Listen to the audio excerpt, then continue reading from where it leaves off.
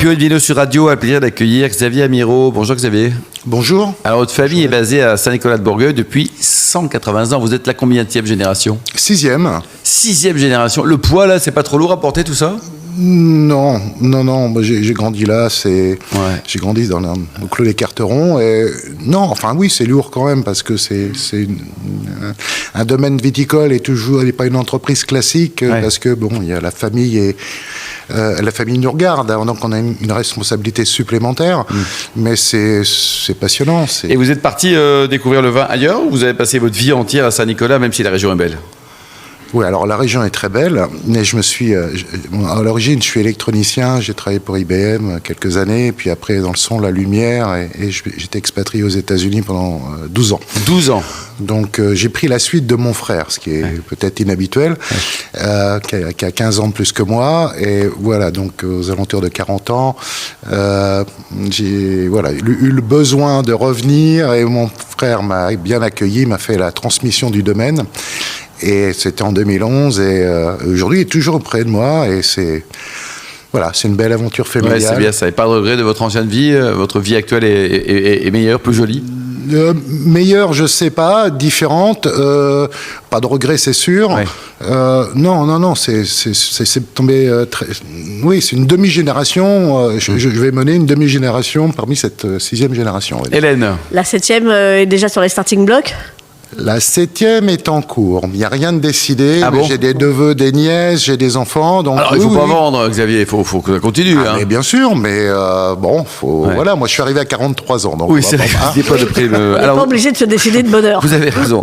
Combien d'hectares au total vous avez, Xavier? Historiquement, de 38 hectares depuis toujours. Ouais. Hein, et donc sur Saint-Nicolas-de-Bourgueil. Et on a une petite enclave sur le village d'à côté qui est l'Anjou, où grâce à notre grand-mère, arrière-grand-mère Armentine Mabillot, on a aussi des chenins blancs depuis une centaine d'années.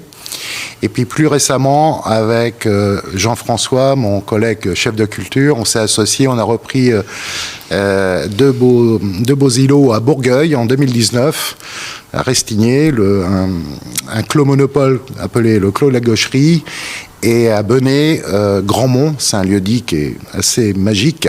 Voilà, donc ça fait 7 hectares supplémentaires. Et alors expliquons quand même, entre Saint-Nicolas-de-Bourgueil et Bourgueil, on n'est pas loin quand même, hein, Xavier? Non, on n'est pas loin, et je pense que les amateurs de vin des Rouges de Loire et de Bourgueil-Saint-Nicolas savent faire aussi la différence. Alors, expliquez pour des Alsaciens, des Bordelais, des Provençaux. Voire des Catalans. Voilà, oui, qui ne sauraient pas. C'est une différence essentiellement climatique, parce qu'on retrouve les veines de terroir d'est en ouest, hein, les mêmes veines à Bourgueil qu'à Saint-Nicolas, en quantité différente, parce que ça part un petit peu en sifflet du côté l'est, mais il y a une terrasse de gravier profond. Au milieu de cette terrasse, on a l'ancien lit de Cette-Loire d'il y a 1 million d'années qui est sableuse avec de l'oxyde de fer. Puis de l'autre côté, on retrouve le gravier, de l'autre côté de cette rivière d'époque, du gravier sur des calcaires en pied de coteau, à mi-hauteur des coteaux, du pur calcaire, c'est là qu'on a nos caves, et en haut de coteau, de l'argile vert à silex. Donc il y a 5 types de sols. 5 terroirs qui changent tout. On a eu la chance, moi, dès que je suis revenu avec mon frère, on a décidé de faire une étude terroir. Il y a eu plus de 400 carottages, 28 fosses. Alors c'est vous, tous les trous qu'on trouve dans la région, là, voilà. On les appelle les taupes dans la région. Voilà, on les a rebouchés, mais depuis ce temps-là.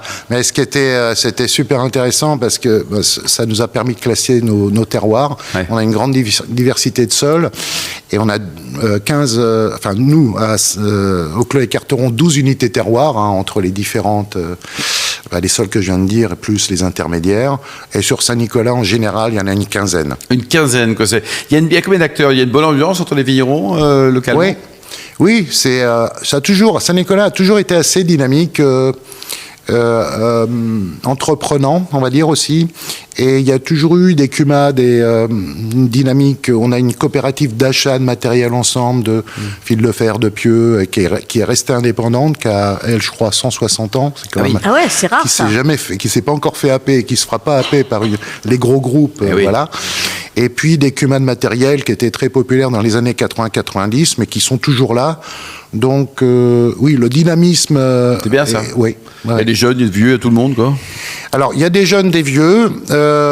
Il y a peu de nouveaux. Il y a peu de nouveaux. Il y a peu de nouveaux parce que les jeunes reprennent derrière. Donc, l'appellation marche pas trop mal. Donc, voilà. Et c'est vrai qu'il y a des suites dans les familles. On aimerait avoir aussi des nouveaux, mais c'est vrai que l'appellation est toute petite, hein, c'est 1100, enfin 1150 oui, c'est vrai, ça. hectares. Allez, on parle un peu des cépages et de vos vins également. Donc, qu'est-ce que vous avez comme cépage? Vous avez les 3 couleurs déjà? Alors, 3 couleurs. Le cépage, pour les rouges, c'est le Cabernet Franc, évidemment. Hein. Mais à savoir quand même qu'on a le droit à l'encépagement, à 10% de l'encépagement en Cabernet Sauvignon. Ah oui? Et ce qui était compliqué il y a encore peu, maintenant, changement climatique, le Cabernet Sauvignon donne des très bonnes choses. Au Clos des Carterons, on a 8% de l'encépagement. Et on l'adore, donc voilà, ça fait... Et puis, alors, le Chenin Blanc, pas sur l'appellation Saint-Nicolas, mais sur le village d'à côté, où on passe en Anjou, hein, on est vraiment au cœur de l'Anjou-la-Touraine. Donc, Chenin Blanc pour nos Carterons blancs, nos Anjou blancs secs, Crémant de Loire. On fait aussi pétillant naturel et on fait aussi des vins nature, enfin, sous 20 méthodes nature, blanc et rouge, voilà. Donc oui, essentiellement Cabernet Franc, hein, c'est quand même 70-80% de notre production. Et un peu de Chenin quand même. Hein. Et puis de Chenin, oui. Combien ça coûte une bouteille? Ça va être combien?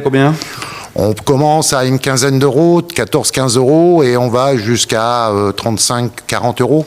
Oui, très bien. Donc ça, c'est à découvrir aussi, hein. Hélène? Avec de très jolis créments, effectivement. Le domaine est connu pour ça. Très à la mode. Hein. C'est-à-dire que c'est même plus de mode. Hein. Maintenant, c'est vraiment ancré. Là, les bulles de Loire, comme les bulles d'ailleurs de Bourgogne ou d'Alsace, d'ailleurs. Hein. Là, pendant les fêtes, ils sont vendus pas mal. Tant mieux. Et c'est un segment de marché qui est solide et une diversification qui est bienvenue en ce moment parce que, comme tout le monde, c'est plus compliqué. C'est quoi? C'est 20% de nos ventes, les bulles?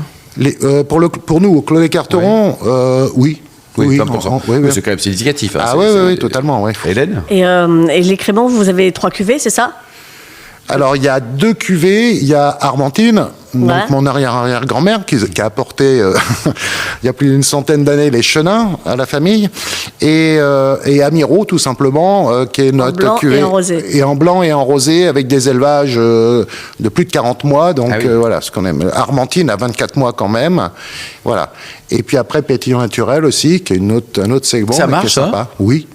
Oui, c'est sympa, c'est un autre moment de consommation, c'est...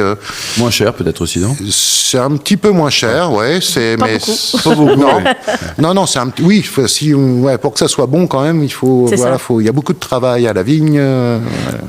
Oui, et puis effectivement, comme il n'y a pas d'intervention chimique à outrance, par définition, il faut qu'effectivement ce soit parfait, donc il faut veiller à tous les détails. Exactement, ouais, le domaine est donc ça coûte cher. Oui, en biodynamie depuis plus d'une quinzaine d'années maintenant et en Déméter. Et on est quand même 12 permanents sur le domaine. Oui, c'est grand ça. Le no-tourisme, ça vous parle? Ça me parle beaucoup, oui. Et je pense que c'est quelque chose. J'étais aux États-Unis, j'habitais du côté de la Californie, donc j'ai passé beaucoup de temps, il y a une vingtaine d'années, en Napa Sonoma, et c'est vrai que j'ai passé pas mal de week-ends là-bas, et c'est arrivé très vite. Enfin, on voit qu'en France, significativement, et avant Covid, on a investi assez lourdement dans des peintures, le chai, un jardin des arômes, des activités, et on a embauché une personne moteur dans notre organisation qui s'est dynamisée, et ça a été un pari gagnant parce qu'on voit aujourd'hui que de plus en plus les consommateurs sont demandeurs de ce genre d'activité. Bon, mais Hélène, il n'y a pas une bonne adresse là, le site internet et les éléments? Alors, le site internet, c'est domaine-amirault.com. Merci beaucoup Xavier Amirault, merci également à Jean-François Réau, Hélène Pio, ainsi qu'aux millions d'amateurs de vin qui nous écoutent chaque week-end. Un clin d'œil à Emma qui a préparé cette émission, ainsi qu'à l'ensemble de l'équipe technique. Fin de ce numéro d'Invino Sud Radio. Pour en savoir plus, rendez-vous sur sudradio.fr, invinoradio.tv, les comptes Facebook et Insta Invino Sud Radio.